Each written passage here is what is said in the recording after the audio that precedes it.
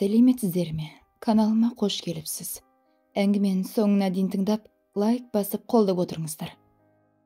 Қараңғы бөлменің бір бұрышында бүрсіп жылап отырған Бануды ешкім басынан сипап, жылы сөздер айтып жұбатпады. Даңғарадай іші жиһазға толы керемет үйді жылу жүйесі жылытып тұрғанмен, Банудың жанын жылытатын ешкім жоқ. Кезінде шат күлкі кетпеген бұл бөлмелер үнсіздікке толы. Осыдан 2 ай бұрын Банудың әке-шешесі көрші ауылдағы ағайынның тойына барған еді. Жолда көлік апатына ұшырап, екеуі бірде көз жұмды. Бану бұл отбасының жалғыз қызы еді. Енді отбасының жалғыз мүшесі болды. Қайғылы қазадан кейін 2 ай өтсе де Банудың көзі құрғамады. Тым болмаса жақын тартып араласатын туыстары да жоқ. Бану 11 сыныпты биыл бітіреді. Өзі ай десе аузы, күн десе көзі, талшыбықтай. Қасы көзі қиылған қазақтың қара домалақ сұлу қызы. Мектепте жігіттер қызыға, қыздар қызғана қарайды. Қолынан өнер тамған, киім пішу, тоқма тоқуды анасынан меңгерген. Анасы екеуі тіккен киімдерін тіпті таласып сатып алып, жататын еді ауылдастары. Өлінің артынан өлмек жоқ, емес пе? Келесі күні таңертең Бану өз-өзіне келіп, болашаққа жоспары жайлы ойланды. Көрші ауылда ағайын туыстары қызды жалғыз қалдырмай, өз үйіне тұруға шақырды. Бану келісе кетті.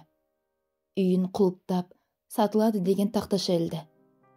Керек жарағын алған ол бірден автобусқа қарай тартты. Әкесінің ағайынды інісі Мұрат аға өте ақкөңіл кісі екен.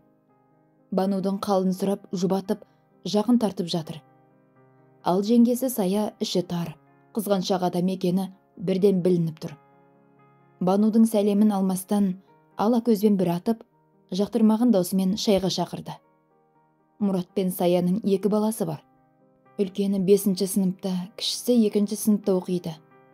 Бану жеңгесінің мінезінен сескеніп, өзі қысылып сасып қалды. Бірақ Мұрат ағаның жылы шырайын көріп, жаны қайта жай тапқандай болды. Осылай күндер өтіп жатты. Жаңа мектепке орнығып, достарына да үйренісе бастаған Бану, кішкене болса да қайғы мұңнан ажырағандай болды. Күнделікті үйдің жұмысын Сая Банудың мойнына артып қойды. Сабақтан келе сала Бану осы үйдің отымен кіріп, күлмен шығатын болды. Саяның балаларын кірін жуып, сабақтарына көмектесті. Осының кесірінен сабақ үлгерімі де нашарлап кеткен. Кешке дейін жұмыстан қолы босамайды. Кешкісін шам жақса ақша кетеді деп Сая айқай салады. Бір үйдің еркесі Банудың жеңгесінің мұндай қылықтары қатты қиналдырды. Бірақ Мұраттың көңілін түсірмеуге тырысқан Бану бәріне көнді. Құдай оңдап үйі де жақсы бағаға сатылды. Осы ақшамен оқу орнына түсем деген үміт Бануды жетелеп жүрді. Банудың санасында болашаққа деген үміт оты жанды. Үйдің ақшасының біразын Мұрат ағаның балаларына киім-кешегі ойыншық алып беріп, қалғанын чемоданына салып тығып қойды. Түн жарымда Саяның айқайы естілді. Ұры түсті, ұстаңдар деген дауысты естіген Бану жүгіріп шықты. Сая жерде Банудың чемодан ұстап отыр екен. Банудың бар арманы үмітінің соңғы жібі үзілгендей болып, жерге отыра кетті. Көзінен тамған жастары бірінен соң бірі үзіліп жатты. Ешқандай ұры келмегені айдан анық еді. Саяның қулығы тағы да 100-ге асып кетті. Әттең, қолмен ұстамаған соң оны айыптауға ешқандай дәлелі жоқтығын, ешқандай дәрмені жоқтығын сезінді. Сиырының ақшасы, үйінің ақшасы, арманы, үміті, сенімі, бәрі көкке ұшты. Тек 1 апта өтпей жатып, Саяның кредитке деп алған қымбат жиһаздары, кредитке деп алған қымбат тон, қымбат етігі осының дәлелі еді. Мектеп біткен соң Бану ойланбастан қаладағы Сара деген бұрын бірге оқыған құрбысына қоңырау шалды. Қалаға жақын күндері баратынын ескертті. Сарада құрбысының келуін күтіп жүрген еді. Қуана қарсы алатынын айтты. Қала, зуылдап жатқан бітпейтін таусылмайтын көлік. Автобустан ауыз ашылып, жан-жағына жатырқап түскен Бану Сара алыстан-ақ таныды. Тек Сараны тану мүмкін емес еді. Шашын сарыға бояп, қысқа белдемшесі желбіреп, биік өші туфлин анық-анық басып келе жатқан қызды Бану бірден танымады. Жақындап келгенде ғана көрген ол мойнынан құшақтай алып жылап жіберді. Сара әке-шешесіне көңіл айтып, жолдың жиегінде тұрған көлікке меңзеді. Құрбысының көлік айдағанына тамсанған Бану шын жүрекпен қуанды. Екеуі Сараның пәтеріне келіп, 3-4 сағат сырласты. Бірін-бірі қатты сағынысқан құрбылар шай ішіп отырып, бір жыласып, бір күлісіп өткенді ой елегінен өткізді. Бану өкінішке орай жоғарғы оқу орнына түсе алмады. Қатты қамықты. Бірақ бір жағынан жұмыс істеп, ақша тапсам, кейін оқып алармын деп те ойлады. Сара таныстары арқылы Бануды даяшы етіп жұмысқа орналастырды. Күндер, айлар өтіп жатты. Қаланың жайына үйреніскен Бану жақсы ақша таба бастады. Ақшасын Сараға беріп тұрды. Сараның өзі әнші еді. Түнделетіп мейрамхана, дәмханаларда өлең айтып, нәпақасын тауып жүреді. Қалтасында әрқашан ақша жүреді. Жұмыс, үй, жұмыс. Осы екі арада ғана жүретін Бануды Сара бір көңілін сейілтіп, достарымен болатын кешке алып шықпақшы болды. Сараның жүздеген көйлегінің ішінен ең әдемісін кигізіп, бояндырып еді, Бану керемет жайнап шыға келді. Алғашында келіспей қойған оны құрбысы күштеп үйінен шығарды. Сараның достары өзі сияқты ашық жарқын еді.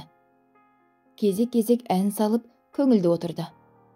Бану да енді үйренісе бастады. Әшейінде ауыз жаппас Нұрлан бұл жолы бәрін таңғалдырды. Аузына сөз түспей қысылып отырды. Бұның себебін бәрі түсінді-ау деймін, бірден вальс қойды. Нұрлан Бануға жақындап келіп, биге шақырды. Екеуі бұл биді үнсіз биледі. Бірін-бірінен ұялып, бір қызарып, бір бозарып тіл қатыспады. Нұрлан әнші жігіт. Өте сымбатты, сыпайы, нағыз ер жігіт екен. Негізі Сара екеуі Нұрсара атты дуэт құрған. Бірге көптеген тойларда елдің батасын алып, керемет дауыстарымен тамсандырып келеді. Ал Сара сырттай Нұрланға ғашық. Бұны Нұрлан сезеді. Бірақ Сараның қыңыр мінезін онша ұнатпайтын еді. Енді міне, бір көргеннен Банудың сұлулығына, биязылығына байланып қалған Нұрланның көзінен махаббат ұшқыны байқалды. Сара да бұны байқап, қызғанып, іші отта күйіп жатыр.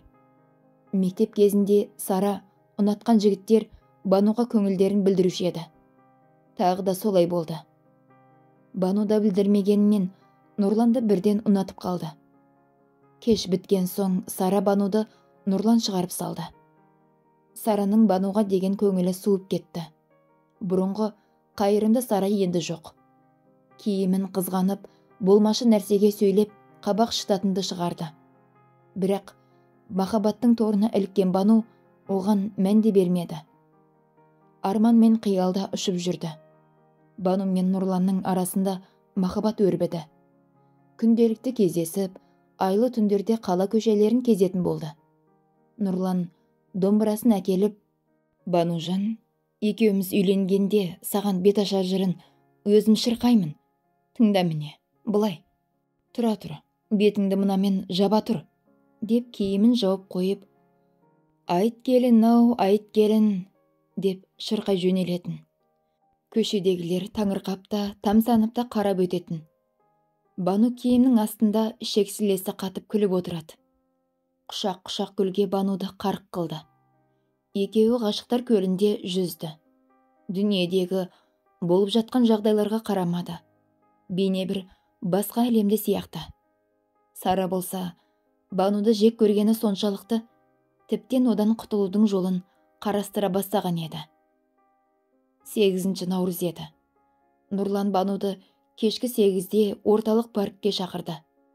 Өкінішке орай, қаланы білмейтін Бану Сарадан көмек сұрады. Осыны пайдаланған Сара ойланбастан басқа парктің мекен жайын сызып берді. Әдемі киініп, дайындалып Бану кездесуге шықты. Саябаққа келген Бану кіреберіс есікте ұзақ күтіп қалды. 1 сағат, 2, 3 сағат өтті. Нұрлан келмеді. Қараңғы түсіп қалған еді. Ал Сара бұл кезде Нұрланға телефон шалып, Банудың басқа жігітпен кетіп қалғанын, оған сатқындық жасағанын айтты. Нұрланның қызғаныштан көзі қарауытып, естігеннің бәрін шын көріп тұрды. Бану қатты тоңып, көзінен жасы тамшылап, подъезге жақындап келе жатты. Нұрланға шуланып, бір жағынан бір нәрсеге ұшырап қалды ма деген ой көңілінен кетпеді. Кенет бұрылыстан шамын жақпай ұшып шыққан көлік оны қақты да кетті. Көзін ашса, палатада жатыр екен.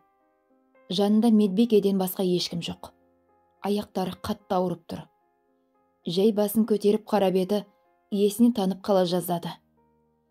2 аяғын тізеден төмен кесіп тастапты. Бар даусымен айқайлап, жылай бастап еді, медбике құшақтап жұбатты. Қайтсын, жанында демеу болар ешкім жоқ.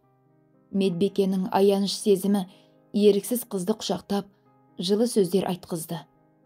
Аспан жерге түскендей, бүкіл әлем одан теріс айналғандай еді. 1 апта жатты. Осы 1 аптаның ішінде ешкім келмегені жанына батты. Әттең, әке-шешем-ай, жанымда болсаңдар, жылы құшақтарыңмен жылытар едіңдер. Мейірімдеріңді сағындым. Неге мен? Бір кезде мейірбике сүйінші сұрағандай, Бану, жігітіңіз кеп тұр, деді. Өз құлағына өзі сенбеген Бану ұшып тұрайын деді. Бірақ аяғын көріп көңілі қайта түсті. Палатаға кірген Нұрлан Банудың жанына ақырын жайғасты. Бану қуанып, қолының ұстайын деп еді, Нұрлан қолын тарта қойды да, қалайсың, деді. Өзің көріп тұрсың ғой, деп Бану жылап жіберді. Кешір, Бану, мен қоштасуға келдім, деген Нұрланның сөздері жығылғанға жұдырық болды. Кішкене болса да, жанына жұбаныш іздеген Банудың жүрегі қақ айырылды. Нұрланның соншалықты қатыгез екені ойы түгіл түсіне кірмеген еді.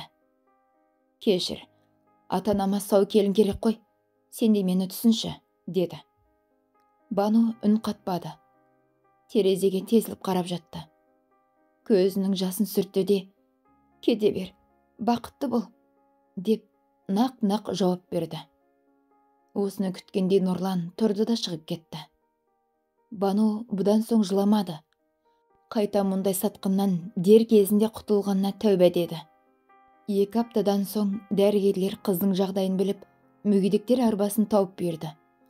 Ауруханадан арбамен шыққан қыз бірден Сараның үйіне тартты. Сара есігін ашты да, ренжіме, Бану, мынау киімдерің. Менімен бірге тұра алмайсың. Саған бір адам қарау керек қой, деді кемсітіп. Бану Сарадан осыны күткен еді.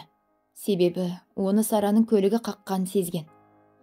Киімдерінің арасынан тек керектілерін теріп алайын, көтере алмаспын деп ойлаған Бану, киімдерін ақтарып отырып, анасы екеуі тіккен көйлектерді көріп, көңілі босап кетті. Бар ішіндегі жиналған қайғысын көйлекті бетіне басып отырып, жылап шығарып алды. Бұны көріп тұрған Сара еш аяушылық танытпады. Қайта Нұрланға қолы жететін сезініп қуанып тұрды. Тіккен киімдерін Бану орталық базардан алдына жайып қойды. Мүмкін мүгедек тіккен көйлектерді біреу аяп сатып алатын шығар деп ойлады. Негізі осы отырысына өзі қатты қынжылды. Киімдеріне мән беріп жатқан ешкім жоқ. Бірақ сұлу қыздың бұл отырысы көбісінің көңілін жабырқатты. Кеште батып қалған. Қалтасындағы азын-аулақ тиынға жақын жерден барып, ыстық нан алып келейін деп, арбасының дөңгелегін айналдырып кетті. Нанын алып келе жатыр еді, оның киімдеріне бір өте сымбатты. Қымбат киінген үлкен келіншек тамсана қарап тұрғанын байқады. Жанына ұшып келіп, апай, бірдеңе іздедіңіз бе? Ұнады ма? деп алғашқы жақындаған адамына қуанып кетті. Бұл дүниелерді кім тікті, кім тоқыды? деді. Мынаны мамам, мынаны мен, деп мақтаныш сезіммен көрсетіп жатыр еді. Майра сүйсініп, менің салоныма жұмыс істейсің бе, деді. Алланың өзі жіберген бір мүмкіндік екенін түсінген Бану қуанып кетті. Салоны керемет екен. Іші үлкен. Майраның қол астында 6 қыз жұмыс істейді екен. Тек байлар киінетін салон-ау шамасы. Бану бірден тігілген пішілген киімдерді қызықтап кетті. Майра Бануға таза киім беріп, қызды жөніне келтірді. Бірден жалақысын келісіп алды. Бірақ қазір Бану жалақыны ойлап тұрған жоқ. Қалай базарда түнеймін деген қорқыныштан құтылғанына қуанып отыр. Майра өте ақ көңіл, қайырымды келіншек. Жалғыз ұлы бар. Ол шетелде дәрігер болып жұмыс істейді екен. Бануды қызында көріп кетті. Банудың да қолынан өнер тамып тұр емес пе? Оның тіккен бұйымдарына сұранысты артып, Майраның ісі оңға басты. Майра ұлы Сәбитті әуежайдан күтіп алды. Жолай болған оқиғаларды Бану жайлы бәрін айтып берді. Келе салып, Сәбит Банумен танысуға асықты. Себебі өзі дәрігер болған соң әрқашан қол ұшын беруге асығып тұратын. Банудың сұлулығына тәнті болған Сәбит бірден шетелдегі қызметтестеріне хабарласып, Бануға протез аяқ салдыруға келісті. Бұндай мейірімділікті бұрын-соңды көрмеген Бану бұл кісілерге шексіз риза еді. Бір айдан соң Бану мен Сәбит Израильге ұшты. Ол жақта 3 апта болып, қайта Қазақстанға аяқтан еш айырмашылығы көрінбейтін, білінбейтін жасанды аяқпен қайтқан Бану бақытты еді. Бір-біріне бауыр басып қалған екеуі қалай ұнатып қалғандарын да байқамай қалды. Сондықтан Сәбит Бануға үйленуге ұсыныс жасағанда, ол ойланбастан келісті. Тойға да аз күн қалды. Тамада таңдап отырған Бану газет бетіндегі Сара мен Нұрланның суреттерін көзі шалып қалды. Сәбиттің оның еркелігін көтеретін білген Бану, тойымызға 2 тамада жалдайықшы, деп өтінді. Сәбит Банудың айтқан екі етпейтін. Бану Сара мен Нұрланды және тағы бір тамаданы жалдап қойды. Тойда басталды. Керемет көліктен өзі тіккен керемет көйлегімен түскен Бану шын бақытты еді. Мейрамханаға кірерде бетін фатамен жауып алды. Фатаның арғы жағында Нұрлан қолына домбырасын ұстап дайын тұр екен. Жанына келген Банудың бетін ашуға құлшынып, «Айт келін ау, айт келін», деп сайрай жөнелді. Таныс дауыс, таныс ырғақ. Банудың есіне сол кездер түсті. Бірақ өкініш жоқ. Ол жай ғана мағынасыз естеліктер еді. Осы отырған ағайынға бір сәлем, деп шабыты тасып тұрған Нұрлан домбырамен фатаны көтерді. Ар жағынан сұлулыққа тұнып тұрған Бануды көргенде, суық суды бастан аяқ құйып жібергенде сезінді. Өкініш өзегін өртеп, бозарып қатты қынжылды. Сарада құрбысының қандай дәрежеге жеткенін байқап, аузы ашылып тұрып қалды. Оның қолынан жұлқып ұстаған Нұрлан киініп сыртқа шығып кетті. Ол кезде Сәбит пен Бану бақыт вальсында айналып жатқан еді. Дүние кезек, бәрі өткінші.